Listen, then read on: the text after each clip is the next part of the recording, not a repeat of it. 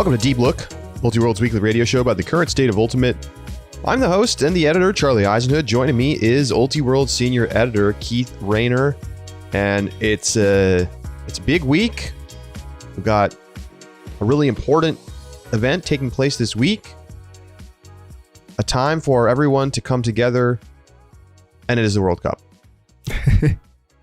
One of my favorite sporting events, even though I'm not a particularly big soccer fan or something, but it has that power that like the Olympics has, where for even the briefest of moments, we all can like mostly agree on the same thing. You know, like you actually feel some sort of national pride, which is can be hard to come by in certain circles these days, and even a unifying pride, one might say. Yeah, I mean, we're recording this just before the start of the USA Wales match, the first USA game, and I'm a complete casual when it comes to soccer, Keith. I don't know who's on this team. I mean, I know a couple of the names. I don't really watch Premier League soccer. I don't really pay attention to soccer besides the highest level stuff. But I mean, I'm going to be locked in. I'm going to be locked in for these games. It's the same for me. I mean, I remember the year. I mean, typically this tournament's during the summer. It's not because of Qatar and all the caveats about it being in Qatar. It's weird stuff going on. I've been doing my research to like get up for this for over the past like week or so. So listen to Men in Blazers, which is really just top quality soccer content. But just getting a sense of where the US team is at and the tournament itself. But this is typically a summer event. And I remember being at Poultry Days one year and the World Cup began, and like a bunch of people from the tournament all went into town, for those who've been to Poultry Days, and watched it at a sports bar together. It was an amazing experience. So there's something special about just being able to root for the team, and you don't have to know much. You'll learn their stories over the course of the tournament. I'll tell you, this is a U.S. team that has a good amount of like players who have played in top level European competition, maybe more than we've had in the past couple of years, or past last few times that we've made the World Cup. We haven't made it in 2 cycles, but we're also the youngest team in the World Cup. So whatever happens this year, I think we're like probably favored to get out of the group stage by most pundits, but not to do anything else. This could be the start of a run. Like we could get a lot better by the next time the World Cup rolls around, because it's a very young team. That's great to hear. It's great to hear. I have $5 on the U.S. to win the Wales game. So that's I'm gonna be locked in. All right. So here we go. We got a mailbag show today. It's gonna be a lot of fun. We had people send in mailbag questions for the season, club nationals, wrap up on 2022. We're going to dive into all that in just a moment. But first, the AUDL announced some news late last week. They have expanded into a new city and also contracted out of 2 cities. So the AUDL is adding a team in Houston, not yet named. It is owned by a sort of large ownership group, which includes the owners of the local Houston rugby professional team, who recently worked on putting in, with the help of the city of Houston, a like $3 million, 4,000 seat stadium in which this team is going to play, the Ultimate team. Meanwhile, after years of rumors of this franchise folding, Tampa is shuttering its doors, as well as Ottawa, which never really got the traction of Montreal or Toronto up in Canada. And as I understand it, the increasing strength of the US dollar made operations increasingly expensive, as the team was earning Canadian dollars at home and then paying US dollars while traveling to play away games. Obviously it's more complicated than that, but Keith, those are the moves.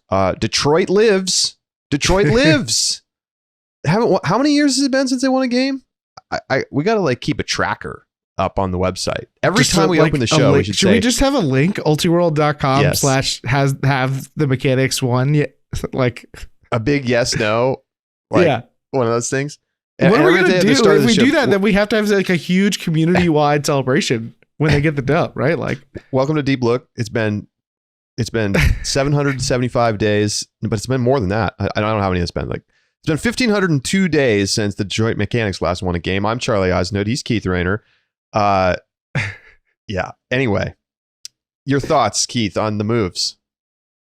I mean, I guess I'm not shocked. Houston, though, wouldn't have been near the top of my. That part's the most surprising part. The contractions, Tampa has been a franchise that's been on the fringe pretty much the entirety of its existence. Perhaps the most. Maybe you give this title to Philadelphia, I guess, for the original sins, but perhaps the program involved in the most controversy over the course of its existence, Tampa Bay.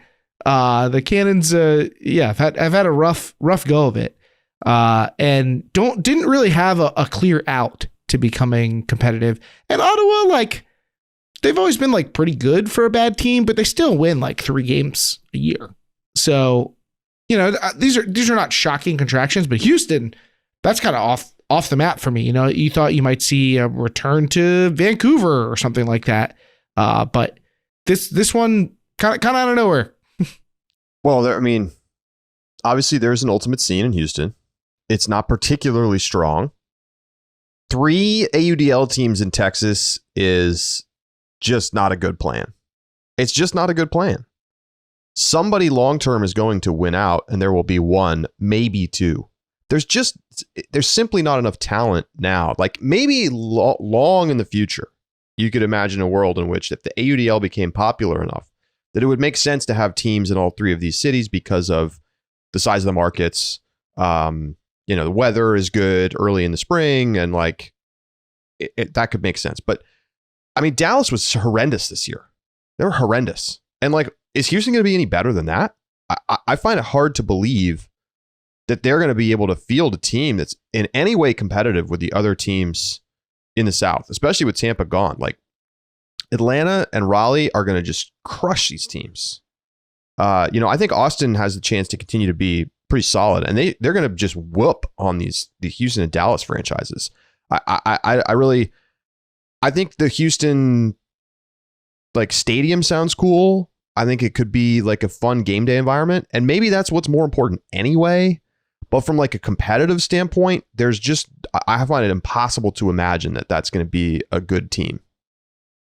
And, I don't know if Dallas and Austin want the trade-off of a couple of inexpensive road games and potentially like some more, maybe there's some cross-advertising promotional opportunities that are going to help them drum up interest in their own franchises.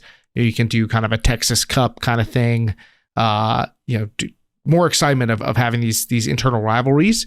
But now they also have to compete for recruits. Not to say that a lot of players were coming from Houston to travel to Dallas and Austin to play, but if you have somebody who's between those two things, between those multiple locations, like now they suddenly have to compete for where they're going to go. If you have somebody who's like, oh, maybe I want to spend the summer in one of these cities, or spend some amount of time in one of these cities, I could play with the AUDL team. Now you have to compete for that person. So it's a tricky trade that I'm not sure that I think probably Dallas and Austin are like, this is overall plus for us. But if the recruiting challenges become more powerful, if Houston has a really attractive ownership group, or if they're somehow able to put together, maybe they fly in a couple of big name free agents or people who are well connected. If whatever happens, if they start to detract from the talent of Dallas and Austin, who have done a good job, as particularly Austin, but it's not so talent rich that they could just afford to have an extra franchise in the area, with that's taking away talent. So I don't know how we'll see it play out, but I agree with you that it's hard to be optimistic about the competitive fortunes of a team in Houston off rip. I saw a comment somewhere that Matt Bennett will have a record turnover season for the Houston team. And it is easy to imagine that it's going to just be like Matt Bennett bombing Hucks. Yeah, but like, which would be kind of fun. But it's funny because it's like, does that not sound exactly like Bobby Lay in some of his stints with Tampa? Like, do we just take the Tampa lifestyle and just move it westward? It's a fair point. So this does drop the league back down to 24 teams, down from 25. It's the first contraction in a couple of years since before the pandemic. And there is the potential to end up with 6 teams per division. Now, I don't think that's going to actually happen, but it would be really nice because you could play home and away with every team in your division and then play 2 interdivisional games. And I think that would make it a really fair schedule, interesting. You know, you don't have all of these double up games. I don't expect it to ultimately happen, but we're down to 6 teams in the East: New York, DC, Philly, Boston, Montreal, and Toronto. You already have 6 in the Central. The South would have to pick up a team because they lose Tampa and pick up Houston, but they would need one more. So who would you move? I mean, I guess you could move Denver would make the most sense. If you had the Summit move into the South, you know, they could go play the Texas teams. That's not too far, but it is far for them to go out to the East Coast and play Atlanta and Carolina. I mean, everything's far from Denver, isn't it? Right. And you lose the kind of like the nice Rocky Mountain, Salt Lake, Colorado thing. Yeah. So I really don't expect that. But what it means is that, you know, the South just feels like exactly the same. You know, you lose Tampa Bay and you pick up Houston, but arguably that's 1-for-1, and you're going to have the Houston franchise come in and be the worst team instead of Tampa. Can we get Detroit versus Houston? That's what we need. We need to give them a chance to break the streak. They should schedule Detroit with, like, they get to play all of the 3 worst teams from last year every season until they break the streak. We'll call it the gauntlet. It's like NFL scheduling. Yeah. I'm with it, but like, honestly, I don't know who, even like roster sight unseen. Like, I don't know that I would favor Houston to beat Detroit.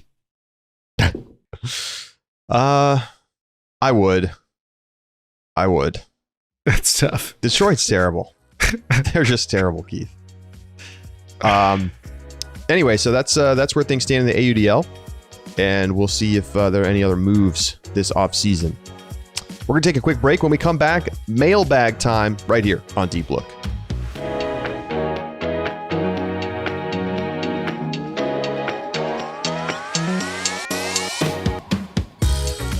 Welcome back to Deep Look. It's time to dip into the mailbag. Postseason 2022 mailbag. I'll just grab one at random here, and why don't we go with this, because I think this is an interesting one. We don't know yet where next year will be. Matt asks, should Club Nationals permanently stay in San Diego, or should it start moving around again? I've greatly enjoyed it being in San Diego, I won't lie. And you know what? I haven't heard the East Coast teams complain about it yet. So that's a good sign, because there's nothing ultimate people want to do as soon as possible than complain. So, you know, it was a weird year for flights, very expensive this year. Maybe that might have soured some people. Maybe that balances out. It's never going to be like super. You'll know better than I do, Charlie, but I don't think it's ever going to be like dirt cheap to fly into San Diego. That's just not how the deal works. But it's been a great venue. The field site was solid, although I heard some complaints about the field quality this year. Though that stuff obviously is not necessarily holdover from year to year. It's been a great place. I don't know about permanently, but I don't see a reason we couldn't do another 3 years there or whatnot. It's hard to imagine a change now. You know that when we were in Dallas area for a few years there, you know, those are great fields. It's pretty cheap to get there. It's centrally located. They had like a stadium right there inside of the complex. There's a lot of things that were nice about it, and players hated it because it wasn't at a beach. It's not as good of a destination. I mean, admittedly, it's not. It's just not. It's like suburbia. There's not as much interesting stuff to do. There's not as much interesting food around. But, you know, from a logistical standpoint, I think it made a lot of sense. But I think ultimately, players want a vacation destination. And I think USAU should just lean into that, and they should say, okay, well, we're going to keep it in San Diego. Hawaii it is. Could we see him go back to Florida? It's not impossible. I don't know if there's a better location in Florida where maybe wind would be less of a factor, because of course that's the knock on Florida. Are there windless beaches? I don't think so. Well, no, but I mean San Diego, vacation destination near the beach in the warmth, because obviously we don't want a winter vacation destination. Like, I feel like you're gonna get some wind. Yeah, you're probably gonna get some wind, and we get some wind in San Diego, but we don't get wind like we used to get in Sarasota. I mean, it was like a different game at Nationals, and I'm not sure that that's really all that fun. And it was also mostly, it was just, to me, it was just unrelenting. It was just like all the time. Yes. At least in San Diego, it's like in spurts. My issue with San Diego is simply this. The stadium setup sucks.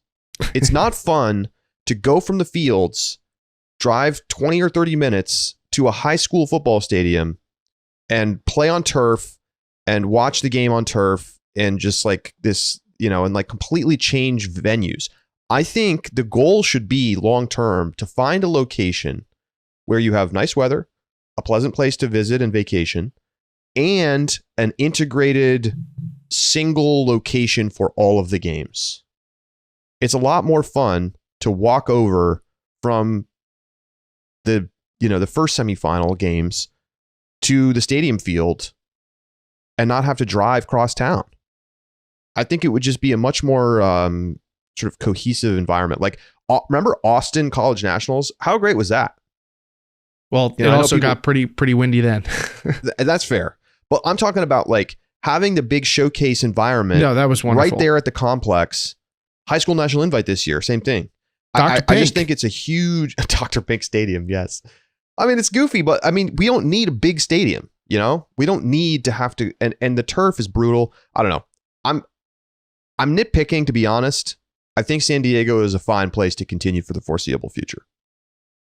The thing is, it's like firing your coach in like pro sports. Yes, you can have an issue with the coach that you have, but is there a better option available for you to hire? Because that's kind of the same thing here. Even if you have some qualms with being in San Diego, do we know of a better venue that fits all of the necessary criteria in order to satisfy people in a better way? That part's a little more unclear to me. Fair. What you got, Keith? All right. Next question. Well, we've talked a bunch about the rules, some of the rule stuff from the AUDL, and the broader Ultimate. You can extend it there, given the All-Star game. So we had a couple of questions about that, and we could probably just tackle them together. Dan McConnell talked about the 2-point line, which we both were not a huge fan of from the All-Star game. What if it was just at the end of the game, or in a period at the end of the quarters, perhaps? Or end of the halves, something like that. What if there was just a specific period of time in which that rule was active, so that there was that made it more comeback focused? And there was another question about having a shot clock to speed up the pace of play from Alex. What do you think of those potential rules changes for semi-pro play? A gimmicky 2-point line that starts with 2 minutes to go in the quarter or something is a stupid video game idea. I'm sorry to say. I like where the head's at, but it's never going to work. I just don't think it's going to work. I think we saw it, we tried it, and okay, it's not going to work. It's all good. Shot clock, on the other hand, I like the concept. I would like to see it in action. I think getting the timing right could be a little challenging, but I do think that putting teams in a position to have to score after 2 minutes maybe would be a nice way of giving the defense a tool, keeping the game moving, preventing teams from just burning clock brutally at the ends of games, similarly to our concept of having like a half court line. And so I would be in favor of trying a shot clock, particularly because it would be fairly easy to implement. You just start a clock, and you don't have to, have the referees managing it in a complicated way. So I don't know if it would work, but I would be curious to try it. You do know full well though that shot clock probably difficult for the broadcast to implement. Maybe. Depends on the setup of the stadium. Not that bad, to be honest. I like, you got to reset the clock, just hit the button. I like both of these more than just the raw 2-point line.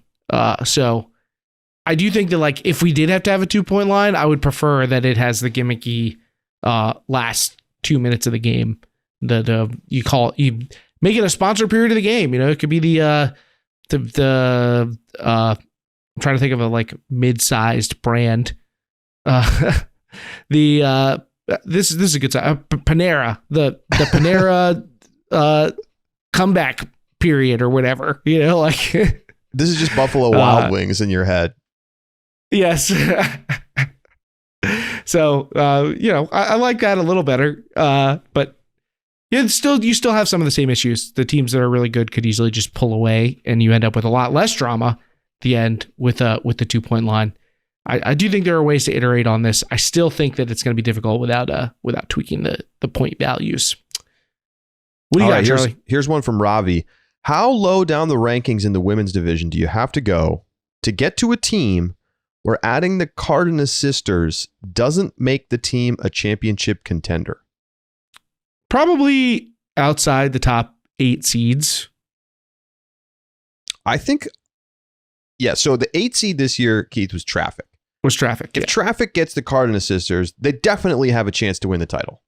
I think that's 100% true. I wouldn't give it a high chance, but I think they'd have a chance, which I didn't think that they had otherwise. What about Schwa? I mean, it's funny to draw a big distinction between Schwa and Traffic, given the results that they've shared over the course of the season. But like, yeah, I guess I feel like there's part of me that's like, if I say Traffic, I kind of have to say Schwa, but I don't know. It's not vibing in my head. I'm just putting them on the team, and I still don't feel like I see a potential champion. So I'm going to say no on Schwa.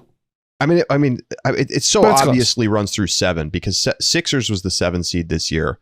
So there's just not even a question that all the way through 7, 100%. I mean, all the way through 7 without the Cardenas sisters were basically championship contenders. Exactly. So that to me means that like Traffic and Schwa have to be on the list. Riot was the 10 seed. I don't see it below that. I don't see it on Riot, either. Grit, Nemesis. Part of the problem for those teams is not that they don't have a couple good players; is they don't have enough depth. Their 3 through 7 gets, crushed by the other teams. Now, obviously, having 2 top tier players makes every matchup easier, but I kind of agree. I think you get the +2 teams to the conversation, and that's it. It's just that the cliff is steep. Not a thrilling answer, but I do think it's right. What do we got next? All right. Let's say, okay, so here's a fun one. Here's some fun stuff. What's the best thing you ate at Nationals, Charlie? And what was the best non-ultimate thing you saw or did? That's from John Skylark. Oh, best thing I ate at Nationals. You were there an extra day, I believe, than I was. So. I left Monday night. Actually, more than an extra day because you got there before me too. I left Monday night. I think the thing I enjoyed the most was the fish tacos from right by the fields that are $1. I mean, is it like technically the best thing I ate? Maybe it is. Anybody who goes to Nationals, you got to know about the $1 fish taco spot. Inflation hit them. It used to be 99 cents. Now they're $1.09. But you can't go wrong.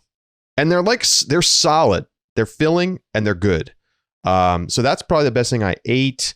The best thing I did or saw, I thought about going to the Padres Phillies playoff game, but it was too expensive, so it didn't go. Let's see. Probably just playing Ultimate in the park on Monday with the crew. It was a lot of fun. Yeah, I'm sorry to have missed out on that. I'm sure that would have been my answer too. Ultimate. Best thing I ate. Well, for at least for emotional reasons, but certainly for buttery deliciousness, cookie pie has got to be way up there. Oh my gosh! How did I forget? Getting the cookie pie care package, just like in the weeds of the weekend, was just unbelievable. Laura comes through again, just incredible work, just a superhero. Love to see it. Although I also will say, Charlie, and I'm sure you heard me gushing about this. At the fields, there were food trucks, and one of them was serving fancy grilled cheeses for way too much money. But they eventually gave out some free samples. Ooh. Hot damn, that free sample was very, very good. I still didn't want to pay $14 for grilled cheese, even with bacon and fancy cheese on it. But like, woo! I mean, you can't go wrong with butter, bread, and cheese. It's just like with heat on it. You can't make a bad thing with that. You know, somebody clip that. You're right. You're right.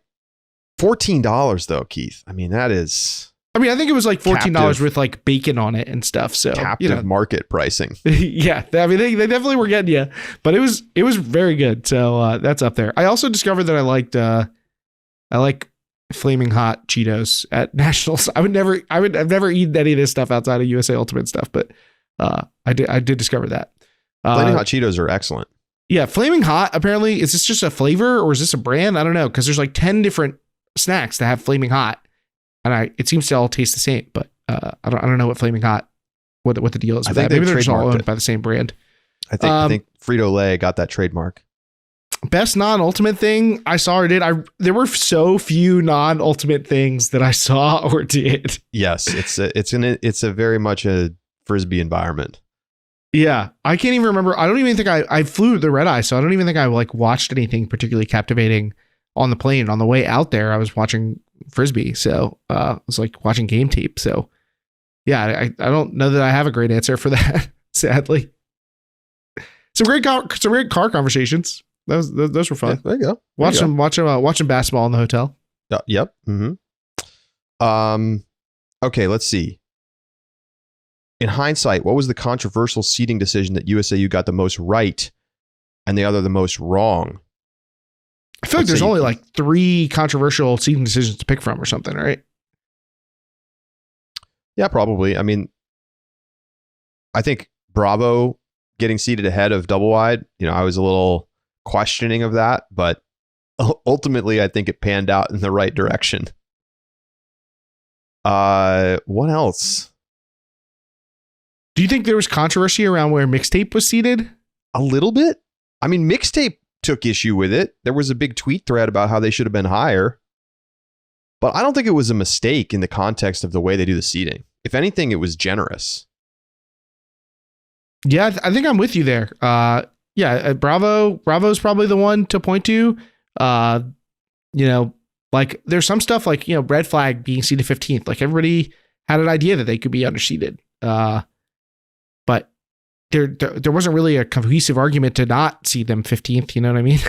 The big question is, should they in the future use non-USAU club events in their seating decision making? As in use WUCC results to help do the seating. I don't know how much it really helps you with the Red Flag, but they probably would have been seated higher. I don't really think so. There was a discussion about this in Discord, and I basically was like, the rosters are too varied. You can have people who are a different cast of characters on your team, including some big name players at Worlds that didn't play during your regular season. I like keeping the club season contained to the club season, and not extending it out to other various events. I don't know. To me, it doesn't fit right. What do we got next, Keith? All right. Pick one semifinalist from each division to miss quarters next year. A semifinalist from each division to miss quarters. Okay. I can tell you're not picking. I will go Brute Squad. Noise. Did I do it again already? I mean, you're not going to take it. You're clearly not going to take Exist. You did start selling mixtape stock on the Vegas retirement. Yeah, but I think it's way more likely that Noise doesn't make it back. They barely made it to this game. I mean, credit to them for doing it, but they had to win multiple Universe Point games to get there. We're totally going to pick all the same teams. And my final choice, Rhino. Yeah. Okay. I'm on the same boat on all 3 of these. In combination because there are other teams that I like more, and also I can just see like in the women's division, like obviously you're keeping Fury, Molly Brown and Sixers both seem like they're on the up. So you kind of just get forced into Brute Squad, who has these international players who may not be back next year, and that could really detract from the team. Bravo's obviously on the up. Pony and Truck, we know the deal is there, so that just kind of like leaves you with Rhino Slam. And then the mixed division is a little trickier, but I know we're both high on the potential for Exist to get better. Mixtape, Dragon Toss, well established. Gotta take Noise. Let's get an alternate question here. Which team in each division do you expect to see at Nationals next year, even though they didn't make it this year? This comes from Marvin.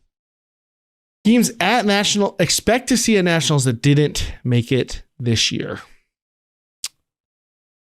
I mean, Dig in the men's division to me feels like the most obvious. That's pick. an easy answer. They were easily talented enough to make it this year, and they have plenty of young talent and recruiting options. So Dig easy. Women's division.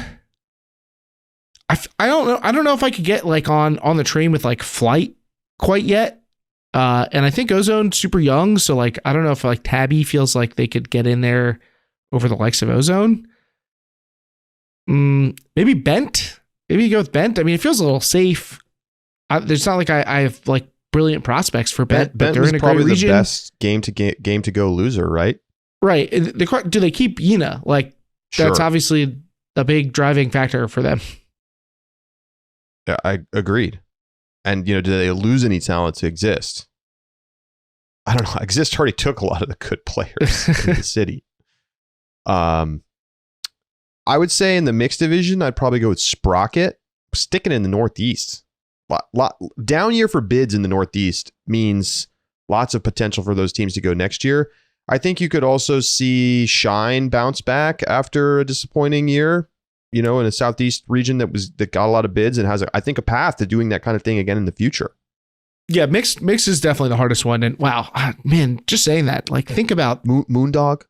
Think about what a mistake how does Shine not get in a 3-bid Southeast? It's absolutely nuts. They're all fraudulent, Keith. This is what I'm telling you. So there's Shine is an option, Moondog is an option, Lawless, and what's the other South Central team? I'm forgetting. Mischief is definitely on the list. Back. What's the other South Central team I'm missing out on? Love Tractor and Shame made it. There's one other one that's good. I don't know why I'm suddenly forgetting them. But not Public Enemy? Public Enemy, yes. So all those teams feel viable to me, which makes it pretty hard to pick. What's next? I guess I'll pick Public Enemy. Okay. No, I'll pick Moondog. I'm going to go with Moondog. All right. Well, since we're talking brackets, which team was hurt the most by their path through the bracket, and which team had the most advantageous path? If you switch those teams, do you think they have the same outcomes that the team that they're replacing did? That's from Ian. I had to rephrase that a little bit. Easiest path through the bracket. Who was helped by their path and who was hurt by their path? That's a tough question. I feel like there's not super obvious answers to this one. As much as I talked about how the top side of the men's bracket was really strong, and I mean, it was, your quarters on the top side were Truck Stop Ring, the 1 and the 2 seeds, Pony Chain, the 4 and the 6 seeds. So you had 3 of the top 4 seeds on one side of the bracket. Bravo goes through the 5 seed, the 3 seed, the 7 seed, and then wins over the 1 seed. So can you really complain that much about Bravo's path being easy? I mean, they had to come back against Sockeye. And I know we joke about Machine being day 2 Machine, but that was still a good team. That's the most obvious case for me. I suppose, to be honest, I haven't really talked about this, but maybe it's true. Mixtape. But then again, I'm like, I look at the other side of the bracket, I'm like, would it really have been harder for them over there? I think they much rather play the teams they played than have to see BFG. Just because the teams know each other so well, but they got Love Tractor, Exist, Noise to win their title. Those are not Amp, Dragon. Now, those teams lost. Those teams weren't that good this year, so I don't really know how much you make of that, but it's not like they had to play the heavy hitters. Yeah, that was Noise. Noise had the tough path. Right. Yeah, it's tricky. I mean, I think about like maybe like flip side and Sixers, or like, does that make a big difference? You know, flip side ends up having to play against, because of their matchup with Sixers, they play against Fury in quarters. I think if you swap flip side and Sixers, like, yeah, Sixers make semis and pushes Molly Brown. I think that's probably within the potential outcomes, but Chain also had a tough draw. I feel like Chain got a tough draw. Oh, getting Pony was brutal. I mean, that's was like the worst case scenario for them. Yeah. I mean, I wonder, do you think Truck was hurt by their path? They had to play a really tough game against Pony in semis, and they got Ring in quarters. No, I think they wanted Ring. I think we said that they wanted Ring. No, I obviously going through Pony is tough, but I don't think that like affected their ability to compete in the final. Maybe it was the emotion of getting through that team, particularly to get into finals, like to get through a team that many people had as a favorite to win the title, like makes it feel like your final. So maybe they kind of bought into that in a way that they shouldn't have, and that was like the emotional release of making it to the final and kept them from getting it back together the next day. But I don't know. I'm not sure that I really see it. All right. I think we should do one or two more, and then we got a bunch of additional mailbag questions for our Out the Back subscriber bonus segment. So we got a bunch more to come over there, but let's do one or two more here. This one comes from Peanut. This is a just pure conjecture question. Who will be the highest profile player to change club divisions next year? Not necessarily teams, but divisions. For 2022, we had Sarah Mextroth moving from mixed to women's. Who will it be for 2023? Oh yeah, this is definitely conjecture. Let's see. I think that there's two angles that come to mind for me. One is a player who is who's already like talked about they're not going to play in single gender division, moving to mixed. I think we've seen that trend play out in the past. The other thing I think you look at is teams that seem like they're like, okay, we're maybe not going to do this anymore. Like, could you see Josh Marquette moving to mixed? You know, like maybe he's like, all right, I'm getting a little old for this racket in men's, and I'm not even making nationals now. Like maybe I should go play with some of my friends. I think he's going to pull a Dom Fontenette and he'll just stop playing at some point. I could definitely see that. I'm just trying to. I'm thinking about who fits the bill here. You know, I don't know if I've ever seen Matt Rader play mixed, but like, could a Matt Rader or a Nick Stewart be like, you know what? I'm going to go hang out with Mixtape or BFG next year. I mean, it's not like we haven't already seen that in Seattle. Right. I think we could see a Pony player get picked off and play with Exist. I think next year is like Exist's let's go for it year. After getting to semis this year, there's going to be a lot of buzz. There already was this year. They had a great run. They have to be super excited about getting back out there next year, and I think they got a real good chance to pick off a player. And could one of the Pony older generation guys want to say, you know what, let me see if we can get a title in mixed? I could see it happening. I'll tell you what, Charlie. I'll tell you what. I'm not even sure I've told you this yet. On the sidelines of that Pony loss to Truck, I heard some grumbling from some of the bench players. Ooh. Who were I overheard some folks saying like, oh man, if only our D-line had some extra offensive pop. Now there's a chance they were referring to Grant Lindsley not being able to play. That's possible. But that wasn't the vibe that I got. I got the vibe that some bench players were like, I wish I could get in there and try and make a big difference in this game. So maybe there'll be some younger guys. I mean, this is a thing that happens right in sports when you have these star-studded teams, especially when you're bringing in other people from other stripes. You know, maybe some of these young guys are like, why should I ride on the bench behind these guys when I can go somewhere else and be a big contributor? If you're a shortstop in AAA and you're behind Derek Jeter with the Yankees organization, you're going to have to go somewhere else to make it into the big leagues. And like there is a little bit of that going on with some of these super top teams that just have, there's only 8 or 9 O-line spots at the end of the day. And if you're on the second D-line, you're not going to get that many minutes. And if you're like a more offensively driven type player, you might just not get a lot of playing time at all, except in less important games where they open up the lines. So when it comes down to the crunch time at nationals, your O line is going to shrink down to usually 8 players. Depends on the team, of course, but I wouldn't be surprised, Keith. That's just, I don't have a specific player in mind here, but the pony to exist pipeline, I think, is open. I agree with that. I could see it. And there's a couple different pathways we could see that happening. You think there's no chance of the other way? You don't think that pony might try and pick off some of the top male matching players from Exist? Who would they want to take? I don't know. Maybe they want another Chartok or. I don't think there's any players on the Exist team that would be like priority targets for pony. Fair. The Drosts are great players, but I think they're on the tail end of like being a starter D-line player in top tier men's division competition.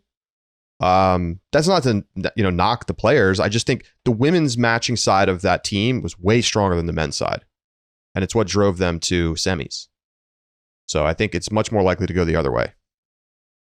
All right, so last question here. Last question. What do you think? Here's one. What do you think the future of Temper is? They haven't necessarily been recruiting all the top players from Pittsburgh. Pittsburgh had a big group of guys join AMP this year. How can they change the narrative that their team to take their team into the next tier of contenders? What do you think the future is for Temper? They need to keep more of their players at home. They need to have the Pitt pipeline go to them and not to AMP and away. Yeah, I think it's a little bit tricky for Pittsburgh. A lot of players who come to the University of Pittsburgh are not from the area. So they get these high profile players come into Pittsburgh, they go to college there, but they don't stay there. They go somewhere else for work. And that's hard. That's hard. I think it's the same reason. It's to a much lesser extent, but like, UNC Wilmington, there's not a huge Wilmington, North Carolina club program. And that's because it's not a place you live after college. Not that Pittsburgh's not a great place to live. It's a cool city, but I think that it's not a Chicago, San Francisco, New York, Boston, Atlanta. I almost moved to Pittsburgh. Did you know that? I don't think I did know that. When I was looking at joining a professional sports franchise to work in the sales department, it came down to the Pittsburgh Pirates or the Columbus Blue Jackets. And you went Blue Jackets. I went Blue Jackets. There you go. So I think that's the biggest thing. You can't have Henry Yang play for AMP. You need him to play for Temper. And I think that if you can keep everybody at home and then maybe get somebody who moves to the area to pick up, that they could take a step forward. But unfortunately, I think that they're just like a classic small market team that's never really going to be at the next tier. Yeah, you look at their roster, and most of the best players and a bunch of key contributors are either Pittsburgh old guard, your Pat Earls, your Sam Van Dusens, or they are recent guys from Pitt. Like Scott Heyman, Tristan Yarder is coming back to Pitt this year. He was very strong for them. Marcel Oliard, Jimmy Toll, Eden Landis. Like these are guys who are. Dylan Garrett was on that team, although he and Eden had less of a major role than Heyman or Yarder did. These are guys who either are still at Pitt or recently contributed to Pitt. So it's not like they've severed their relationship with Pitt. I still think that's a key feeder for their team. Sure. But yeah, when you think about someone like Henry Yang or Will Helensky or Leo Warren, like the guys who are on AMP right now, like how big of a difference could they be making for Pitt, or for Temper? Excuse me. Definitely a big difference. So yeah, definitely tapping. They don't have a lot of other resources. They have to tap into that pipeline, or they have to start reaching beyond Pittsburgh and become more of a regional area team. But that's going to be tough. The Philly scene is pretty ripe and recruits pretty well. So I'm not sure what exists right now that's preventing those Pitt guys from going to play for Temper, but that's the only real avenue forward I think they have, unless they just happen to keep this group together, and that just doesn't seem that likely to me. Yeah, it's tricky for these teams that aren't already contending at a high level, because you get the top players who say, well, I want to win a title. And so then they go to a title contending team. But maybe AMP not playing that well this year will help them, will help temper, keep some people at home. And we've also seen, we've seen Carolyn Normile is a perfect example, right? She was traveling to play for Scandal, and then she made the decision to say, no, you know what? I'm going to focus on shoring up the Pittsburgh scene. And, I don't think we're going to see Parcha winning a title anytime soon, but you need to start a foundation before you can take steps forward. I think Temper has done that. They've now established themselves as a team that goes to nationals instead of a team that loses in the game to go at regionals. And they can build on that, but you do have to find a way to recruit the top players in your area to stay and play with you. Alternatively, I do remember seeing a clip of Antonio Brown chasing after a disc, and there it is. I don't think he's doing anything. What were we thinking? That's the answer. All right, we got a bunch more great questions to come in our Out the Back sub bonus segment. So sign up for a subscription now. ultiworld.com/subscribe. It's less than $4 a month to get every single podcast bonus episode, including all of our Out the Back segments. He's Keith Rayner. I'm Charlie Eisenhood. Everybody have a wonderful Thanksgiving holiday. It's a great time of year to be with family and friends, and we'll be back with you next week right here on Deep Blue.